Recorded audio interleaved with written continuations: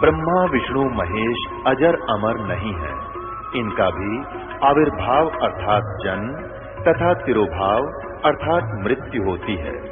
प्रमाण के लिए देखिए देवी भागवत महापुराण। ब्रह्मा, मैं, विष्णु और शिव यह तुम्हारी प्रभाव से जन्मवान है। हम तो जन्मवान है, हमारा तो जन्म होता है और मरते हैं, नित्य नहीं है, हम अविनाशी नहीं है। फिर इंद्रादि दूसरे देवता नित्य किस प्रकार हो सकते हैं?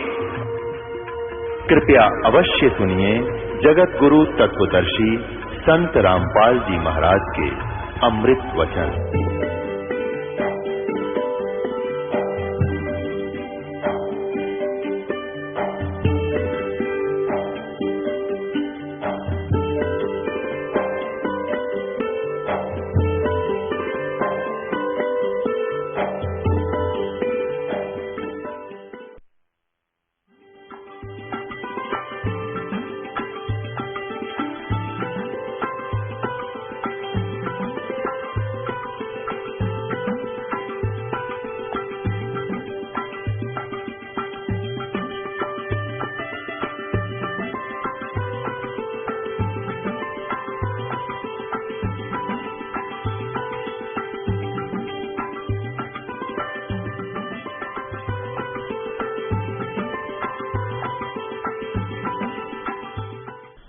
अपने आत्माओं ऋग्वेद मंडल नंबर 9 सूक्त नंबर 96 का 16 और 17 और 18 आपने 3 मंत्र पढ़ लिए। इनमें स्पष्ट कर दिया कि वो कबीर देव, वो परमात्मा जो बालक रूप में प्रकट होता है और उसका नाम कबीर है, कबीर देव, और वो जो बालक रूप में प्रकट होकर बड़ा होता है वो संत या ऋषि पर के रूप में जाना जाता है। वो फिर अपनी महिमा की वाणी, यथार्थ ज्ञान, तत्व ज्ञान वो कविताओं के माध्यम से, दोहों के माध्यम से वर्णित करता है। लेकिन वो होता है परमात्मा कबीर देव ही, अमर पुरुष होता है वो कबीर देव, अमर पुरुष होता है। और उसके द्वारा बोली गई वह अमर वाणी, उनके द्वारा बनाई गई वो लोकोक्तियां अमर वाणी की, उनके शिष्यों के ऋषि मना साधु संत भक्तों के लिए बहुत अच्छी लगती हैं, मधुर होती हैं, प्रिय होती हैं। और वो परमात्मा तीसरे लोक में विराजमान है। और देखो फिर आगे 19 में और 20 में और कमाल कर रखा है। अपने आत्मा कहते सच्चाई को कुछ दिन दबा तो सकते हैं पर मिटा नहीं सकते। आप देखो ऋग्वेद मंडल नंबर 9 सूक्त नंबर 96 का मंत्र नंबर 18 आपने पढ़ लिया कि वो तीसरे धाम में विराजमान है। बस अब 19 में देखो कमाल है।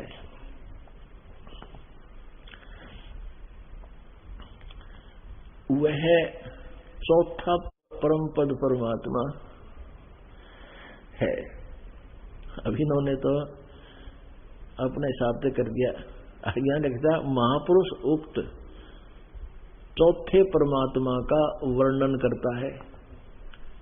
अब ये नहीं होगा भगवान एक है अनेक नहीं, और यहां लिख रखा है कि चौथे परमात्मा तुरीय माने चौथा। यहां इन अनुवाद में भी तुरीय लिख दिया, चौथा ना लिखा कदे सारी बात का खंडन हो जाए, अक्षर पता लग गया, तुरीय लिख दिया। और चौथे परमात्मा का वर्णन करता है। वह परमात्मा जो प्रत्येक बल में सचित है, सर्वोपरि प्रशंसनीय है। अब यहां लिखा है इस मूल संस्कृत में,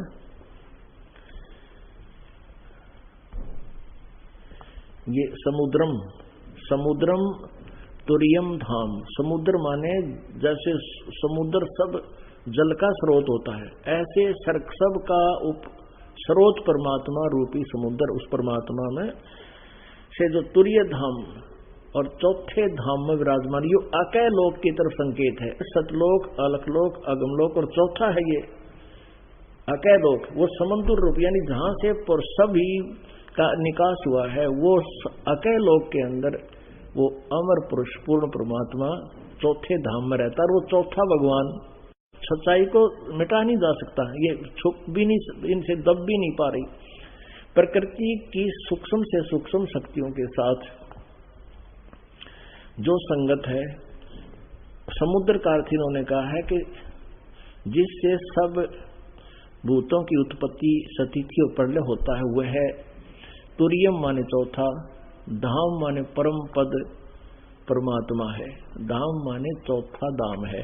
और फिर ये खुद कह रहे हैं कि उक्त महापुरुष उस चौथे परमात्मा का वर्णन करता है। अब चौथा परमात्मा भी है और चौथा धाम भी है।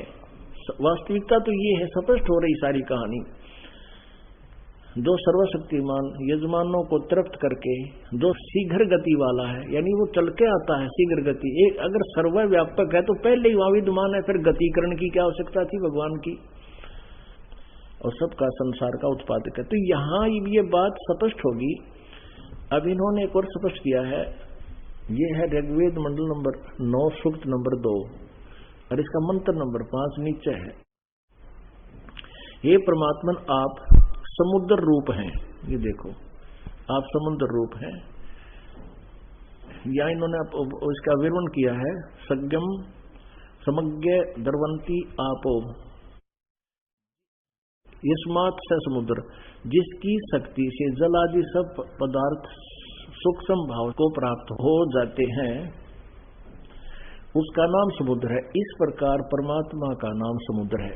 आगे ना, इस प्रकार परमात्मा का नाम समुद्र है। तो यहां ये समुद्र शब्द है इसमें ऋग्वेद मंडल नंबर 9 सूक्त नंबर 96 के मंत्र नंबर 19 में, समुद्रम तुर्यम धामम, वो चौथे धाम में। और चौथा भगवान, समुद्र माने परमात्मा।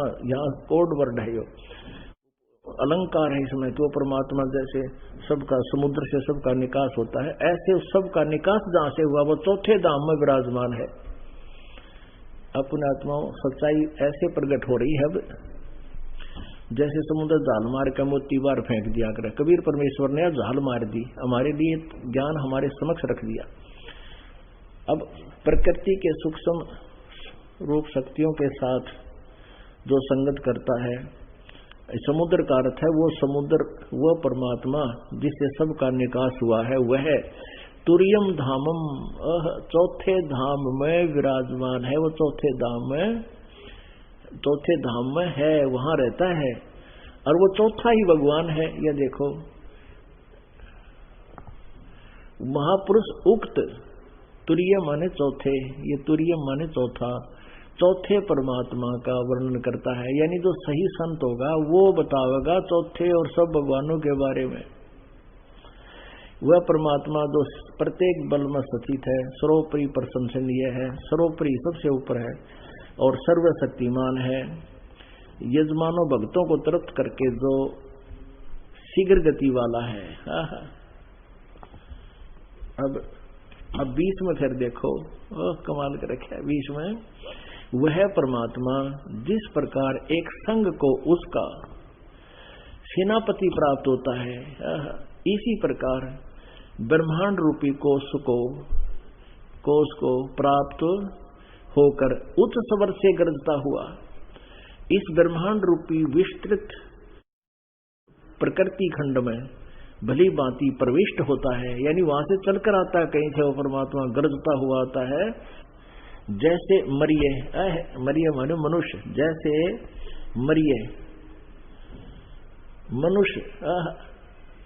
मनुष्य शोभर शरीर को धारण करता हुआ, यानी और तेजों में हल्के तेज पुंज का रूप बनाकर मनुष्य की तरह शरीर धारण करे। जैसे मनुष्य शरीर धारण करता है, ऐसे वो परमात्मा हल्का तेज पुंज का शरीर बनाकर धारण करता अलग से। अत्यंत गतिशील पदार्थ के समान प्राप्ति के लिए गतिशील होता हुआ और यहाँ आता है।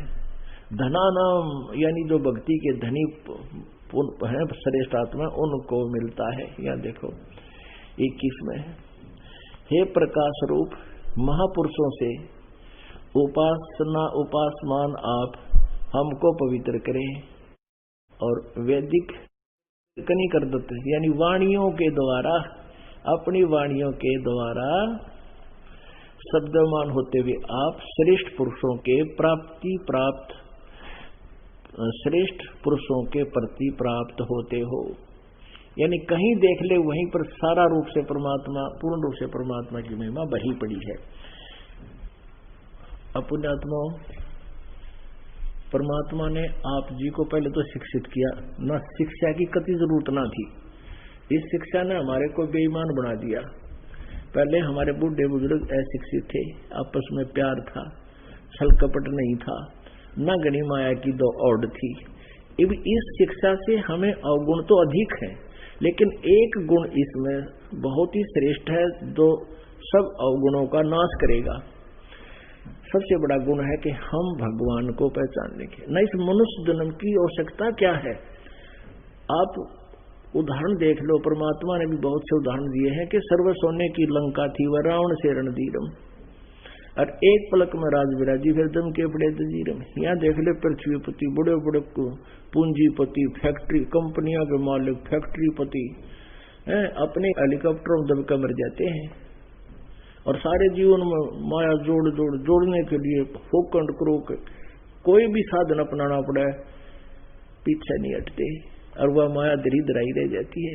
यदि मनुष्य जीवन का कोई मूल उद्देश्य है कोई केवल परमात्मा पाना और कल्याण करवाना, जहां से हम आए हैं, जहां कभी मृत्यु नहीं होती, और वहां ऐसा ही जन्म होगा, ऐसी सृष्टि होगी एक बार, फिर कभी मृत्यु नहीं, कभी कोई रोग नहीं शरीर में, वृद्ध अवस्था नहीं आएगी, वहां जाएंगे तब हमें सुख होगा। उसके लिए ये मनुष्य जीवन मिला है।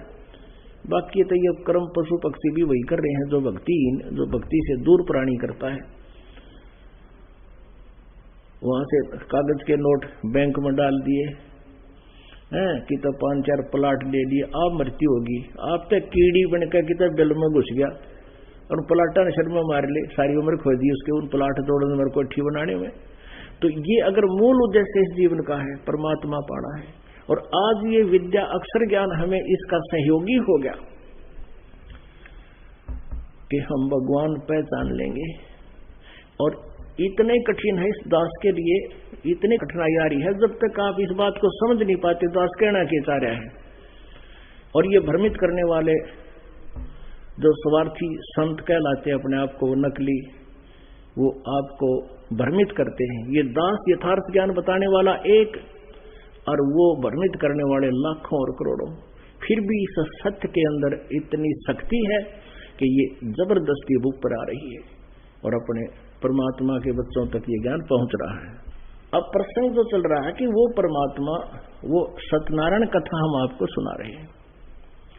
वो सत्यनारायण क्या लीला करता है, वो कहाँ रहता है, उसकी महिमा लिखी कहाँ, वेदों में लिखी है, हम सभी सुनते थे, पहले भी कहते थे। तो अब उस परमेश्वर ने वेदों में भी क्लियर कर दिया, गीता में भी स्पष्ट कर दिया, गीता ज्ञानदाता ने, वेद ज्ञानदाता ने, कि उस परम अक्षर ब्रह्म के बारे में, सच्चिदानंद घन ब्रह्म के बारे में, सच्चिदानंद घन ब्रह्म की ही वाणी में विस्तार से कहा गया है। उस कबीर वाणी में जो लिखा है उस तत्वदर्शी संत ही जानता है, उससे सुनो। और यो संत दास आपके समक्ष परमात्मा ने प्रकट कर दिया, प्रत्यक्ष कर दिया। अब आपकी कमी रहेगी जब नहीं समझोगे तो, भगवान का दोष रहा नहीं। अब हम थोड़ा सा कंसेप्ट और क्लियर करेंगे, 10-5 मिनट का सत्संग और है। वो कैसा है भगवान और क्या नाम है उसका, वो कहाँ रहता है। ये वैसे तो ऋग्वेद मंडल नंबर 9 सूक्त नंबर 96 के मंत्र 16 से लेकर और 21 तक कति स्पष्ट कर दिया कि वो परमात्मा कबीर देव है, उसका नाम कबीर देव है, कबीर है, और वो तीसरे धाम में रहता है, और फिर वो चौथा परमात्मा और चौथे धाम में रहता है। पुण्यात्मा इन वेदों से सच्चाई सामने आ रही है। परमात्मा ने स्वयं बता रखा है कि ऊपर सतलोक है, फिर अलख लोक है, फिर अगम लोक है, फिर अकय लोक है, और ऐसे ही 4 परमात्मा ऊपर है, वो अविनाशी है। परमात्मा तो एक ही है, वो रूप अनेक बनाए हुए है बस, और ऊपर के लोकों में रहता है। ऊपर के लोकों में एक तो चौथे धाम में सतलोक में, एक तो ये काल का लोक ब्रह्म का लोक, दूसरा परब्रह्म का लोक, और तीसरा जो धाम है तीसरे धाम में सतलोक। उस सतलोक में भी रहता है सतपुरुष रूप में। उस सतपुरुष परमात्मा जो सतपुरुष रूप में सतलोक में, वही गति करके नीचे आता है और वहां भी विद्यमान रहता है। उससे ऊपर भी 3 रूप और है उस परमात्मा के, वो वेद भी आज स्पष्ट कर रहे हैं। अब वही आपके समक्ष आए कि वो चौथे धाम में चौथा परमात्मा, और तुरीय धाम में तीसरे धाम में भी वो परमात्मा रहता है। अब ऊपर से सतलोक से फिर चौथा धाम है और चौथा ही भगवान है। वो सतपुरुष 1, अलख पुरुष 2, अगम पुरुष 3 और अकय पुरुष वो चौथा वो स्थान है, वो धाम जहां से सबका निकास हुआ है। वेद बता रहे हैं वो समुद्र रूप भगवान है। अब फिर हम आते हैं ऋग्वेद मंडल नंबर 9 सूक्त नंबर 86 पे। ये वही ऋग्वेद है, इसके वही प्रकाशक है। ऋग्वेद मंडल नंबर 9 सूक्त नंबर 86 का मंत्र 26।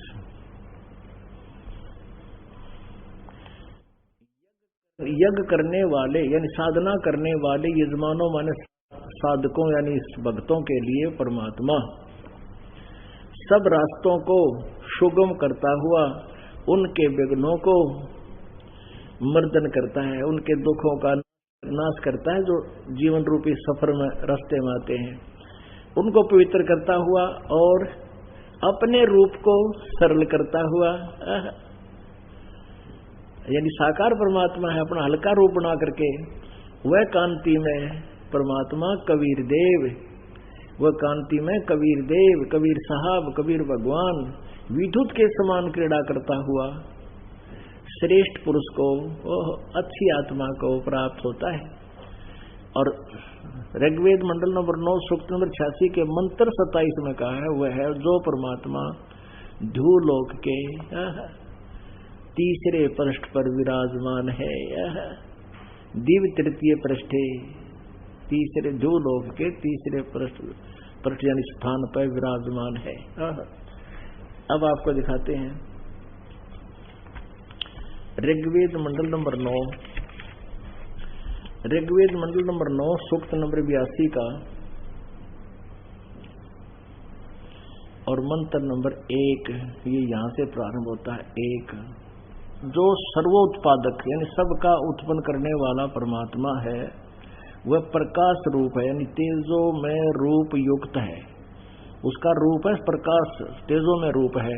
सद्गुणों की वृष्टि करने वाला और पापों के हरण करने वाला। दानंद का यो विधान भी फेल हो गया कि भगवान पाप नाश नहीं करता। पापों का हरण करने वाला राजेव,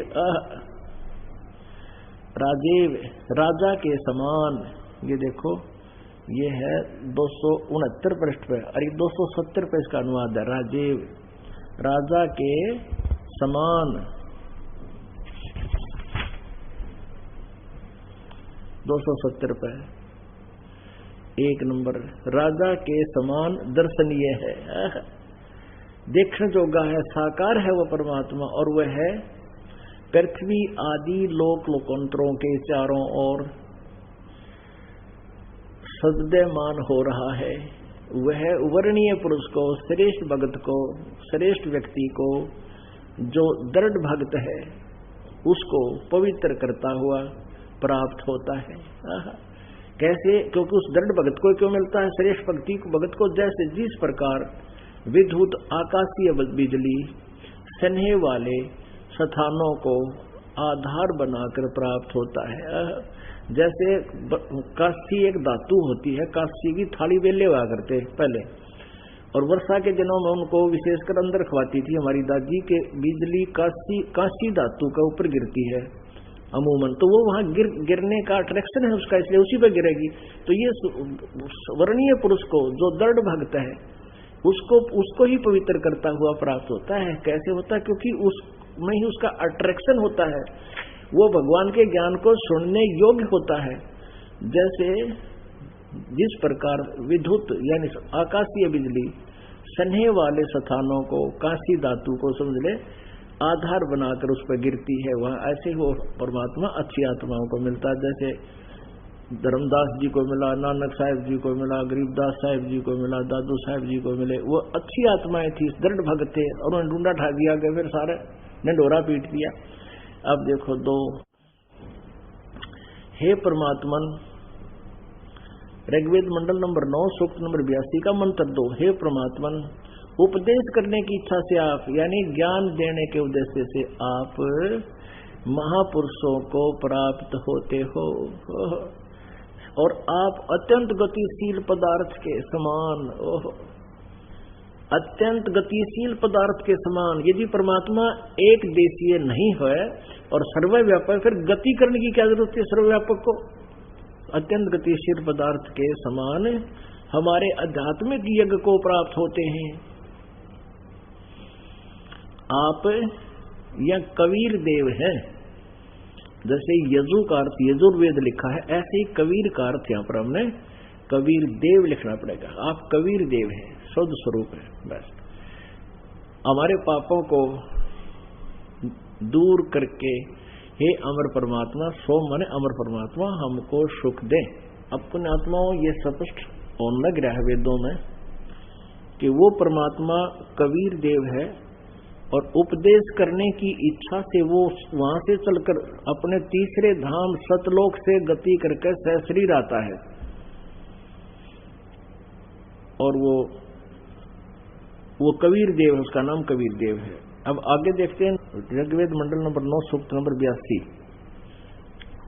पवित्र यज्ञों में रक्षा से आप प्राप्त होते हैं और पृथ्वी आदि लोक लोकांतरों में गति करते हुए आप है, सर्वव्यापक नहीं, ये गलत लिखा, आप है माने आप स्वयं गतिशील होकर विराजमान होते हो।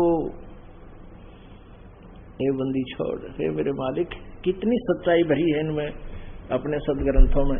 अब आपको और दिखाते हैं ऋग्वेद मंडल नंबर 9 सूक्त नंबर 97 के 56 और 57 में, यानी सैकड़ों जगह ये प्रमाण है। देखिएगा ऋग्वेद मंडल नंबर 9 सूक्त नंबर 97 का ये 56 वहां है मंत्र।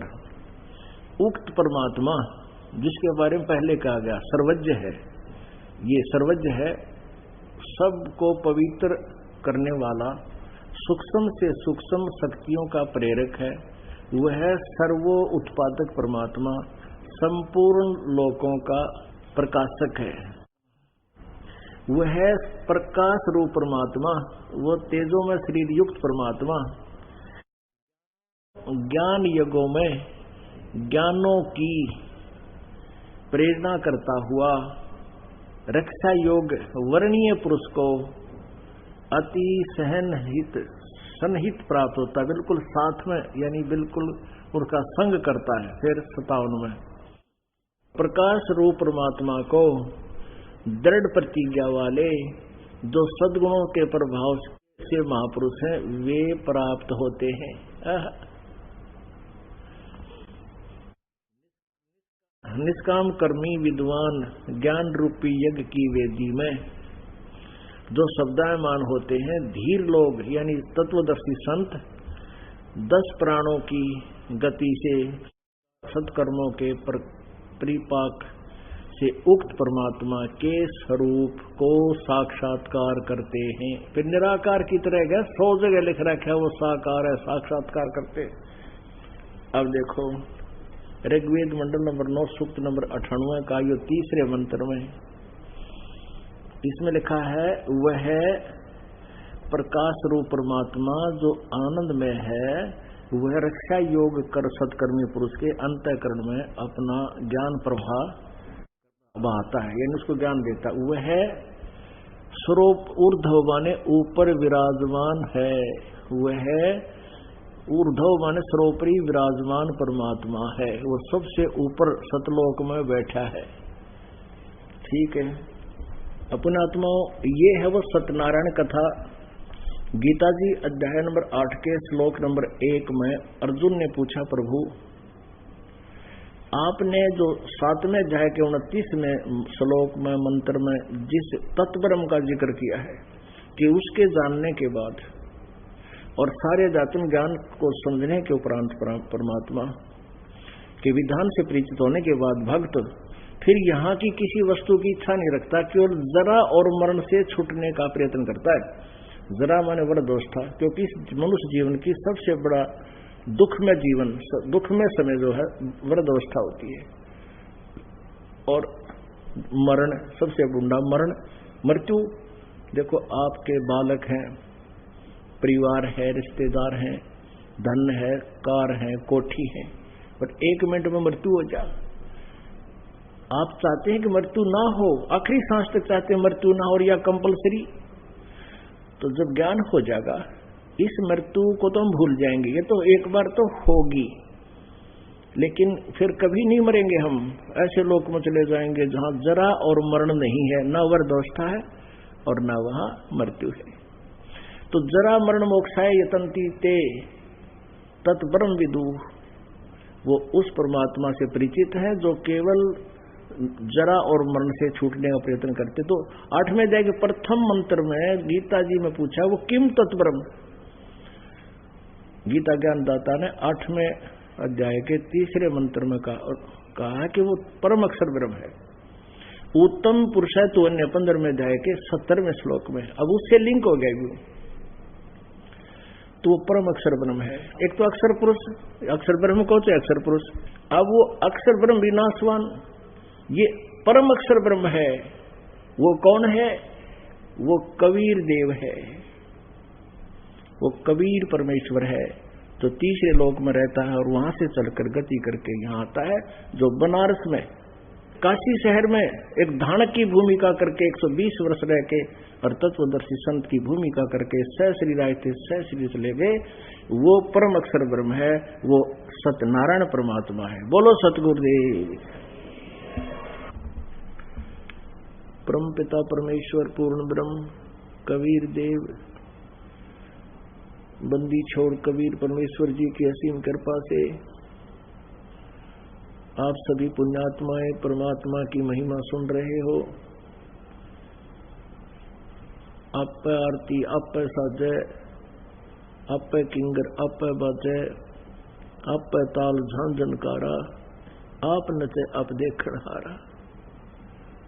परमेश्वर वो पूर्ण ब्रह्म हम सभी प्राणियों का पिता है, वो कुल मालिक है, वो सचखंड में रहता है, उसका नर आकार है, मनुष्य सदृश शरीर है। वो परमात्मा वहां से चलकर यहाँ अपनी प्यारी आत्माओं को यथार्थ ज्ञान देने के लिए आता है। और काल भगवान ने जिसको ब्रह्म कहते हैं, जिसको वेद ब्रह्म कहते हैं, वो काल है। ज्योति निरंजन भी उसको कहते हैं, सरपुरुष भी वो कहलाता है। सरपुरुष 21 ब्रह्मांड का स्वामी है। ब्रह्मा विष्णु महेश इसी सरपुरुष के, इस काल रूपी ब्रह्म के पुत्र हैं। दुर्गा इन ब्रह्मा विष्णु महेश की माता है और इन सभी ने मिलकर हम परमेश्वर की प्यारी आत्माओं को यहाँ काल के जाल में फंसा रखा है। परमेश्वर कहते हैं बंदी छोड़ हमारा नामम अजर अमर है अस्थिर ठामम। कबीर देव जी, कबीर साहब जी अपनी प्यारी आत्माओं को अपनी जानकारी स्वयं ही देने के लिए आते हैं। परमेश्वर कबीर देव जी ने हमें परमात्मा की भक्ति का एक विधान बनाकर दिया था। इस काल को, इस ब्रह्म को, क्षर पुरुष को ये 500 वेद दिए थे प्रभु ने, परमेश्वर ने, कि तू इन मेरी प्यारी आत्माओं को ये भक्ति विधि बता देना। इसने क्या हेराफेरी की हमारे साथ, कैसा धोखा किया। इस काल भगवान ने 4 वेद हमारे को दे दिए, ऋग्वेद, यजुर्वेद, सामवेद और अथर्ववेद। सूक्ष्म वेद छुपा दिया, जिसके अंदर पूर्ण परमेश्वर के पाने की, उस परमेश्वर की पूरी पहचान, उसके मंत्र की विधि, जाप की विधि उसमें विद्यमान थी। आज आपने सुबह के सत्संग में सुना था कि चौथे अध्याय के 32वें श्लोक में बताया है कि उस सच्चिदानंद घन ब्रह्म की वाणी में ब्रह्मणे मुखे बहुत ही विस्तार के साथ सत्साधनाओं का वर्णन है और उनके जानने के उपरांत आप सभी कर्मों के बंधन से मुक्त हो जाओगे, पूर्ण मोक्ष प्राप्त कर जाओगे। वो तत्व ज्ञान है, वो सच्चिदानंद घन ब्रह्म की वाणी है, वो कबीर वाणी है। आप जी ने ऋग्वेद मंडल नंबर 9 सूक्त नंबर 96 का मंत्र 1 से 20 तक 21 तक देखा, पढ़ा। उसमें स्पष्ट किया हुआ है कि उस परमेश्वर का नाम कबीर देव है। कबीर देव, हम उसको कबीर साहब कहते हैं। और वो कबीर वाणी के द्वारा अपनी महिमा लोकोक्तियों के माध्यम से, दोहों के माध्यम से, कविताओं से वो सुनाता है। और वो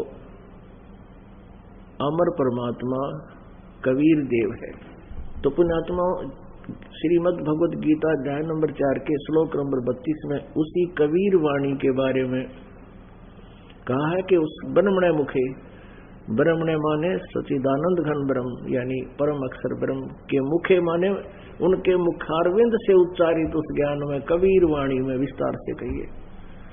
गीता जी अध्याय नंबर 4 के श्लोक 34 में कहा कि उस ज्ञान को तू तत्वदर्शी संतों के पास जाकर समझ और वो तुझे उस अमर परमेश्वर की, सत्यनारायण भगवान की, सत्यनारायण की कथा सुनावेंगे, यथार्थ ज्ञान देंगे। तो वो सच्चिदानंद घन ब्रह्म की वाणी कबीर वाणी में यथार्थ ज्ञान है, वो उसको सूक्ष्म वेद भी कहते हैं। वो काल भगवान ने, ब्रह्म ने गुप्त कर दिया, छुपा दिया। उस ज्ञान को देने के लिए परमात्मा सतलोक से चलकर यहाँ काल के लोक में आते हैं अपनी प्यारी आत्माओं को यथार्थ ज्ञान देने के लिए। अब काल भगवान ने क्या किया है कि सब उल्टा ज्ञान अपने दूतों यानी संदेश वाहकों द्वारा उल्टा ज्ञान प्रचार करवा दिया। चारों वेदों में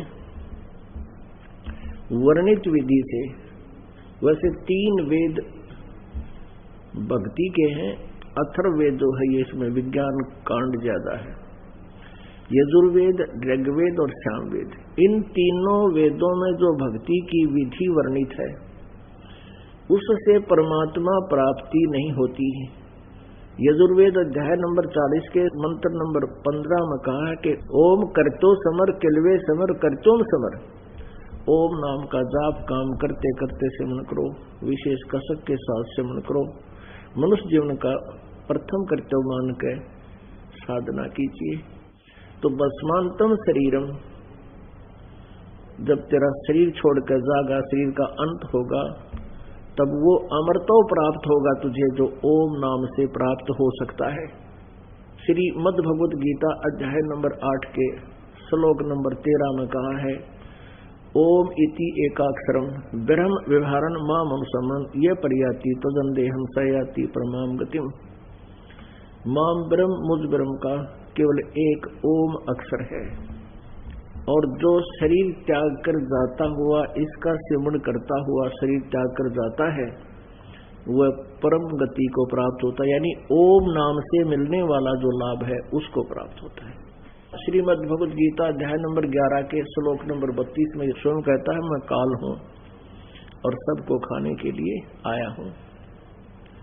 गीता अध्याय नंबर 11 के श्लोक 21 में अर्जुन कहता है परमात्मा आप तो इन सिद्धों को भी खा रहे हो, आप इन देवताओं को भी खा रहे हैं, ऋषियों के समुदाय आपके आगे हाथ जोड़े खड़े हैं कि मंगल हो मंगल हो, बख्श दो बख्श दो, आप तो इनको भी खा रहे हैं।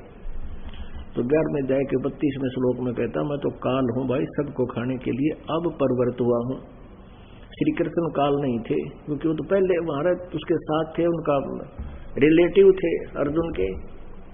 वो काल श्री कृष्ण में प्रवेश करके उसने गीता बोल दी। श्रीमद् भगवद गीता अध्याय नंबर 11 के श्लोक नंबर 46 में अर्जुन कहता है कि हे सहस्राबाहु यानी 1000 भुजा वाले भगवान, आप अपने उसी चतुर्भुज रूप में आओ, क्योंकि श्री कृष्ण तो विष्णु अवतार थे और विष्णु जी का रूप उन्होंने कई बार श्री कृष्ण का देख रखा था अर्जुन ने। अर्जुन कहता है हे भगवान आप इस जब काल ने अपना रूप दिखा 1000 हाथ, 1000 मुंह, 1000 ऐसे नेत्र गने, तो तब कहा कि हे सहस्रा बाहु 1000 भुजा वाले प्रभु, आप उसी चतुर्भुज रूप में आओ।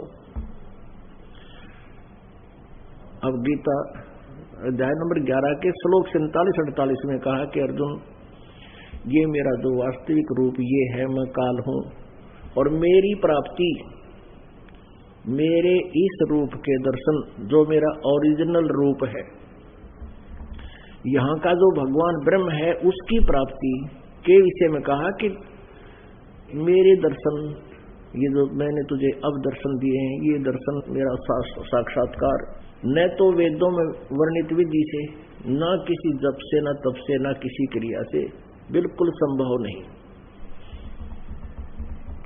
इति सिद्धम पुण्यात्माओं, इति सिद्धम के वेदों में वर्णित विधि से प्रभु प्राप्ति नहीं है।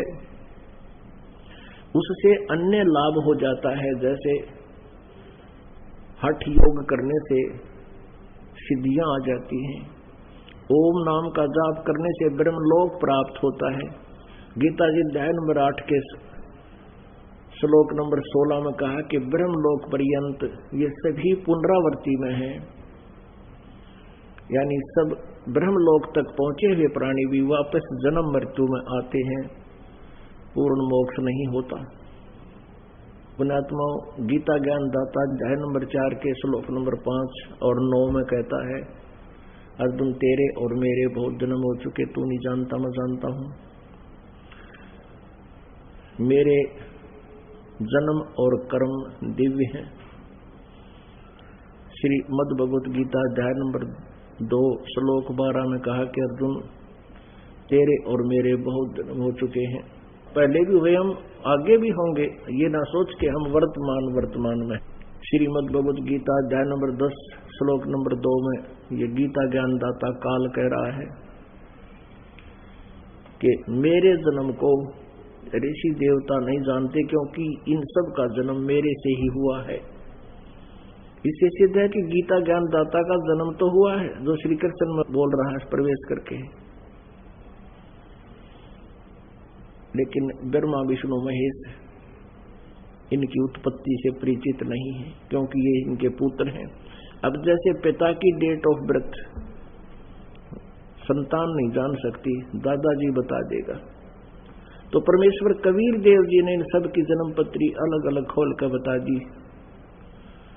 आप सृष्टि रचना में सुनते हो, पुस्तक में बना रखी है, उसमें पढ़ते हो, तो उस परमेश्वर ने आकर के सबकी जन्म और मृत्यु सतिथि और इनकी सामर्थ्य हमें बताया, हमें ज्ञान दिया परमात्मा ने। तो कहने का भाव ये है कि वेदों में वर्णित विधि से परमात्मा प्राप्ति नहीं हुई, सिद्धियां आ गई, एटम बम बन गए, और फिर ब्रह्मलोक तक जाकर फिर वापस अपने पुण्य को क्षीण करके 84 लाख योनियों में, पशु योनियों में, पक्षी योनियों में भटकते रहे। ये यहाँ का अटल विधान है। जब तक हम श्रीमद् भगवत गीता अध्याय नंबर 17 के श्लोक नंबर 23 में वर्णित उस मंत्र ओम तत्सत, ओम तो ब्रह्म का है, तत् ये परब्रह्म का है, और सत ये परम अक्षर ब्रह्म का है। तत् और सत ये सांकेतिक है, ओम डायरेक्ट है ब्रह्म का, और तत् ये सांकेतिक है, सत्य भी सांकेतिक है। ये दास बताएगा, और दास के अतिरिक्त इन मंत्रों का दान करना भी किसी को अधिकार नहीं है, ये दास ही उनको दे सकता है, ये परमात्मा का आदेश है। और मुझ दास से नाम प्राप्त करके कोई पापात्मा स्वयं गुरु बनकर ये नाम देता है, वो डुप्लीकेट आदमी है, उससे बचकर रहना है। वो अपना भी जीवन व्यर्थ कर रहा है, क्योंकि परमात्मा के साथ धोखा कर रहा है, वो काल के दूत का काम कर रहा है, उसे सावधान रहना है। अब काल ने कैसा जुल्म करवा रखा है हमारे साथ कि काल ने ऐसी साधना दे दी ब्रह्म ने अपने नकली गुरुओं, ऋषियों, महर्षियों द्वारा, मंडलेश्वरों के द्वारा, और उन्होंने जो साधना की उससे प्रभु प्राप्ति हुई नहीं, तो सभी ने अपना विधान बता दिया कि परमात्मा निराकार है। और इसने प्रतिज्ञा कर रखी है कि मैं कभी भी किसी को दर्शन नहीं दूंगा। गीता के अध्याय नंबर 7 के श्लोक 24 और 25 में कि ये मूर्ख जन समुदाय मुझको मनुष्य रूप में मानता है, श्री कृष्ण रूप में देख रहा है, मैं कृष्ण नहीं हूं और ये मेरे घटिया अनुतम, मेरे इस घटिया नियम से परिचित नहीं है कि मैं कभी भी किसी के सामने प्रकट नहीं होता, मैं किसी को दर्शन नहीं देता। इसने प्रतिज्ञा कर रखी है कि मैं कभी भी अपने वास्तविक रूप में किसी को दर्शन नहीं दूंगा।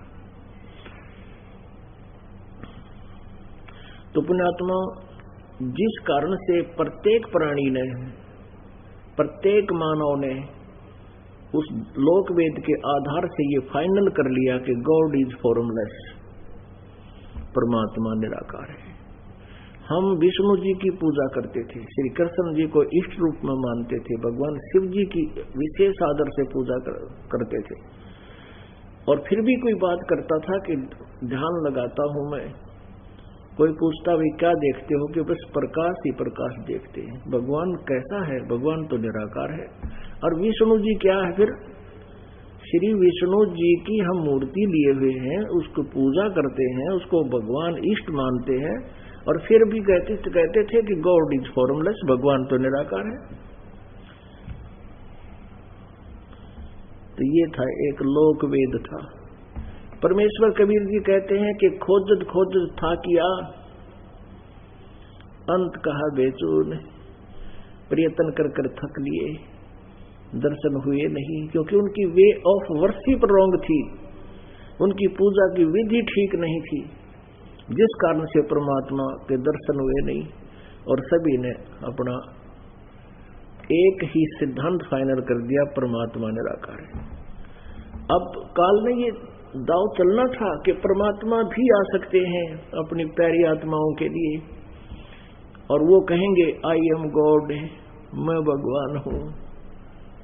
कोई नहीं सुनेगा, उसको डले मारेंगे, पत्थर मारेंगे कि गॉड, परमात्मा तो निराकार है। मुसलमान धर्म में यदि कोई ये कहता है कि परमात्मा साकार है, वो दंड का अधिकारी है। पुण्यात्माओं,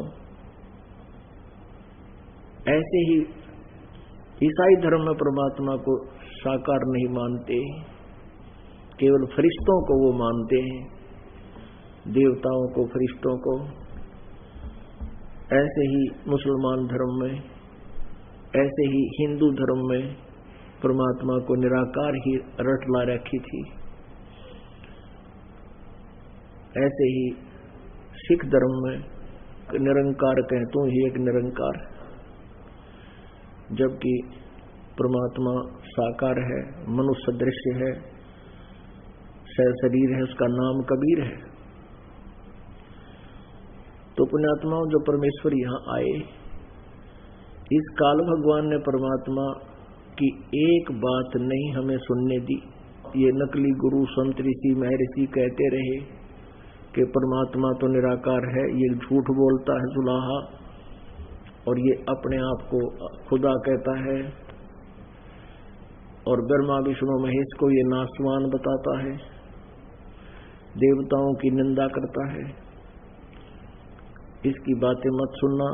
हिंदू कहते ये मुसलमान है, मुसलमान कहते ये हिंदू है, इसकी बातें मत सुनना। और परमात्मा कहते हैं हिंदू और मुसलमान के बीच में मेरा नाम कबीर, और आत्म उद्धारकार ने अवगत धरा शरीर। कहते हिंदू और मुसलमान के बीच में मेरा ही नाम कबीर है, और तुम्हारा कल्याण करने के लिए अवगत वो पूर्ण परमात्मा ही कबीर रूप में प्रकट है। लेकिन हमारी बुद्धि काम नहीं करे थी।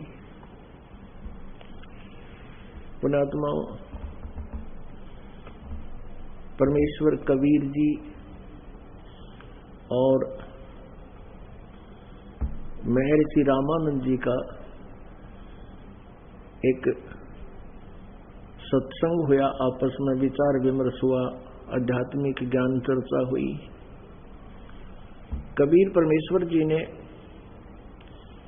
एक महर्षि रामानंद पंडित जी के शिष्य विवेकानंद जी से एक प्रश्न पूछा था। वो सत्संग कर रहा था और स्वामी रामानंद जी जो थे वो विष्णु जी के उपासक थे, विष्णु जी को इष्ट रूप में मानते थे।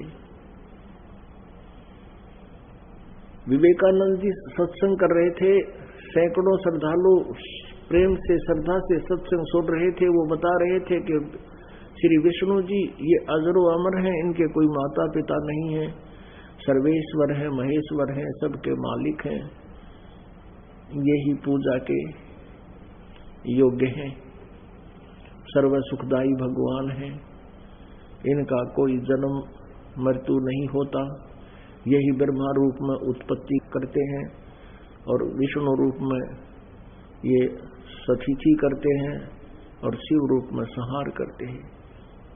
अजरो अमर है, बड़ी बड़ी लंबी कथाएं सुनाते हैं। यही श्री कृष्ण रूप में अवतरित हुए, यही श्री रामचंद्र रूप में अवतरित हुए, ऐसे बहुत सी कथा सुनाई। तब तो परमेश्वर कबीर जी ने खड़ा होकर के प्रश्न किया कि स्वामी जी, आप कहते हो कि श्री विष्णु जी का कोई माता पिता नहीं है, और मैंने एक ब्राह्मण पढ़ रहा था, कथा सुना रहा था, मैंने उसे सुना कि श्री विष्णु जी का जन्म भगवान शिव और पार्वती से हुआ। शिव पुराण रुद्र संहिता अध्याय नंबर 6-7 में। आप कहते ही अजरो अमर है, इनके कोई जन्माता पिता नहीं, कृपा शंका का समाधान कीजिए और ये भी बताइए कि कौन ब्रह्मा का पिता है, कौन विष्णु की मां, शंकर का दादा कौन है, हमको दे बता। अब जो ही उसने शिव पुराण खोल कर देखा, उसमें प्रत्यक्ष लिखा था कि सदाशिव और दुर्गा के संयोग से विष्णु जी का जन्म हुआ, उसका नाम विष्णु रखा। अब सदग्रंथ संस्कृत में थे, शिव पुराण भी संस्कृत भाषा में थी। उसने पढ़ लिया, जान लिया, समझ लिया, लेकिन अभिमानवश अपनी इज्जत बेइज्जती का, प्रतिष्ठा का सवाल बना लिया। नालायका ने माननी चाहिए थी हार, स्वीकार कर लेना चाहिए था कि आप ठीक कह रहे हो बच्चा, चलो भगवान ना माने, बालक तो मान ले। 5 साल की उम्र के, 5 वर्ष की आयु थी लीला में कबीर परमेश्वर की, दिखा रहे थे वो, क्योंकि वो प्रत्येक युग में एक शिशु रूप धारण करके सतलोक से चलकर आते हैं, सशरीर एक बालक का रूप धारण करके प्रकट होते हैं, धीरे धीरे लीला में वो बड़े होते हैं। तो उसमें 5 वर्ष की आयु थी, लेकिन अभिमानवश माना नहीं। शिव पुराण आपको दिखाते हैं, अपने आत्माओं, ये वो सदग्रंथ है जो हजारों वर्ष पहले लिपिबद्ध है श्री वेद व्यास जी द्वारा, और ये ब्राह्मण, ये ऋषि, महर्षि, मंडलेश्वर इनको पढ़ते रहे। आज तक ये हमें ये क्लियर नहीं कर सके कि ब्रह्मा विष्णु महेश ये किस तिथि में है। इनको सर्वेश्वर महेश्वर सर्वशक्तिमान बताते रहे, इनके कोई माता पिता नहीं। और श्री पहले देवी भागवत दिखाते हैं, ये स्वयं स्वीकार करते हैं हम तो नासवान हैं।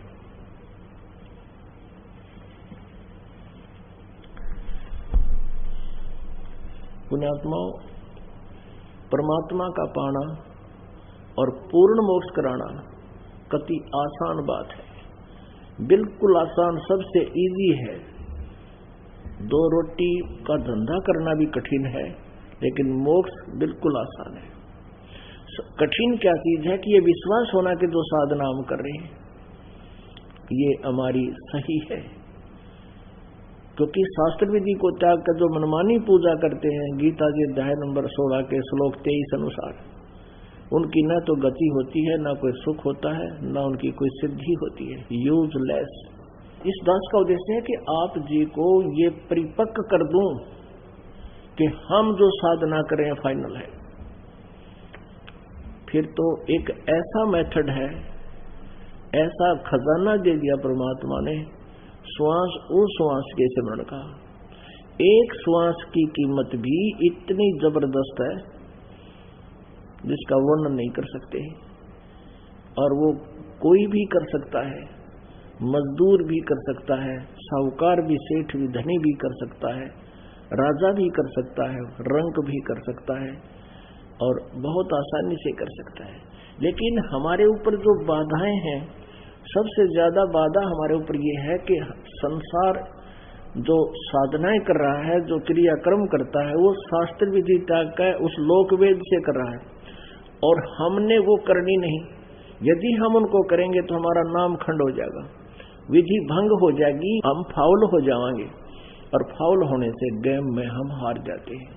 तो हम जैसे सीता जी को एक रेखा खींच दी गई थी कि इससे बाहर मत जाना तो सुरक्षित रहेगी, और रावण आया मांगने के लिए, उसने सोचा कि क्या फर्क पड़ता है, 2 कदम रख के रेखा से बाहर आटा दे देती हूँ साधु को।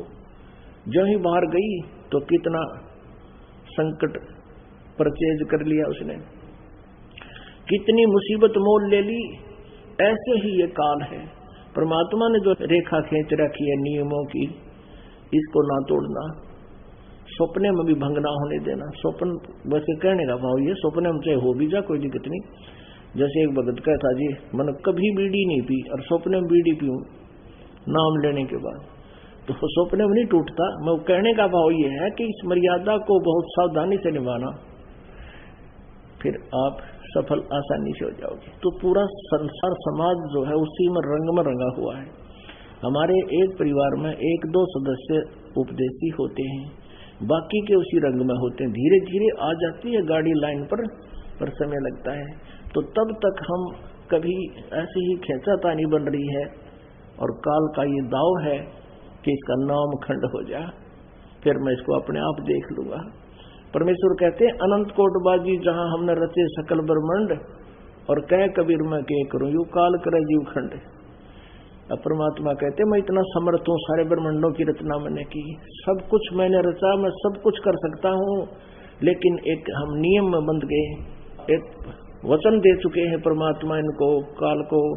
काल ने कहा था ब्रह्म ने कि हे प्रभु, आपके ज्ञान पर आधारित रहे, आपकी मर्यादा में रहे तो आपका, आपकी मर्यादा में ना रहे तो फिर वो हमारा होगा। तो परमेश्वर कहते हैं, जब तक हंसा हमरी आना और काल लगे नी तेरा बाना, जब तक हमारी मर्यादा में भक्त रहेगा, संत रहेगा, मेरा साधक रहेगा, हमारी आन कान में मर्यादा में, तो काल का अटैक नहीं हो सकता। तो काल सबसे पहले यही काम करता है कि उसके नाम को खंडित करवाने की चेष्टा करता है। फिर जैसे कनेक्शन कट गया, अपना बिजली का कनेक्शन ले रखा है, पंखे भी चल रहे हैं, ट्यूब भी जग रही है, कूलर भी चल रहे हैं, सारे काम हो रहे हैं, और जो कनेक्शन कट गया किसी भी कारण से तो सब सुविधाएं ठप हो जाएंगी। इसी प्रकार परमात्मा का एक बार आपसे नाम खंड हो गया तो परमात्मा की पावर नहीं आएगी आपके पास, आपके कार्य नहीं बनेंगे। और काल ये पूरा कोशिश करता है, लेकिन आप वही बात है जो गुरु वचन पर डट गए कट गए फंद 84 के, गुरु के वचन का पालन अवश्य करना पड़ेगा जब भक्ति चाहते हो। तो कहने का भाव यह है कि परमात्मा का पाना सबसे आसान, और नाम उठत नाम बैठत नाम सोवत जागवे, नाम खाते नाम पीते नाम सेती लागवे। सभी सदग्रंथ यही बता रहे हैं। गीता जी में भी गीता ज्ञानदाता ये ब्रह्म कह रहा है कि अर्जुन तू युद्ध भी कर और सब समय में मेरा सिमरण भी कर। यही सूक्ष्म वेद कह रहा है कि नाम उठत नाम बैठत नाम सोत जागवे, नाम खाते नाम पीते नाम सेती लागवे। जब भी दाव लगे जब पांचा सिमरण कर दिया। और एक श्वास उश्वास के सिमरण का यानी एक सतनाम का विधिवत साधना करने से बहुत कीमत है। सतनाम पालड़ रंगोरी हो, तराजू के एक पलड़े में सतनाम का एक सिमन रख दे, और 14 लोग चढ़ावे राम रंगोरी हो, और 3 लोग ये पृथ्वी और स्वर्ग और पाताल लोग पास्यंग धरे रंगोरी हो, और तो ना तुलाया राम रंगोरी हो। एक दिन में 500-400 जोटे मार दिए इस एक सांस के सिमरन के, बन गए ना सेठ तुम तक। लेकिन हम क्या करते रहते हैं, हमारे साथ घने पचड़े हैं। जैसे परिवार ने सारे नाम लिया नहीं, कोई उनके ऊपर आपत्ति आती दिखती है, हम 100 अर्ज करते हैं अंदर अंदर से, तो उनको भी सहारा मिलता है आपकी इस कमाई से। तो इसका तो सही तरीका ये है कि पूरा परिवार नाम ले ले, और रिश्तेदारों से भी आ जाए शरण में, फिर किसी की दुआ करने की जरूरत ना पड़ा, हमने हमारी कमाई सुरक्षित और वो भी सुखी, क्योंकि भगवान उनको भी साथ देगा। तो प्रथम तो ये विश्वास हो कि ये दास जो शब्द वचन बोल रहा है ये अपना नहीं बोल रहा, ये तो परमेश्वर के वचन हैं। उन्होंने जो 600 वर्ष पहले बोले थे, दास तो एज ए टेप रिकॉर्डर उनको याद करके आपको आदेश दे रहा हूं कि भगवान का ये आदेश है, मानोगे तो सफल होगा, क्योंकि भगवान का विधान है, वो यूजलेस नहीं हो सकता, उनका एक वचन भी व्यर्थ नहीं हो सकता। तो ये आपका कद समझ में आओगा, कितने दिन में आपके समझ में आएगी कहानी, उस दिन का इंतजार है। और उस समझ को मैं लाने के लिए इतना प्रयत्न किए जा रहे हैं, इतने सद्गुण दिखाए जा रहे हैं आप जी को। तो पुण्यात्मा परमात्मा का पाना सबसे आसान है, मोक्ष तो बहुत ही आसान है, ये सत्कर मान लेना। कोई बात है कोई ना, यो ज्ञान ऐसा आपके समझ में आ जाओगा कि हमने मृत्यु तो अपनी होएगी यहां से, ये तो डेफिनेट है, चाहे हम राजी रहें चाहे नाराज रहें, रोएं या कैसे करें, मरना अवश्य है। लेकिन उससे पहले हम इतना भजन करें, और मरते समय एक फार्मूला हमारे ने बताया, जहां आशा ता बासा होई और मन कर्म वचन सुमरियो सोई।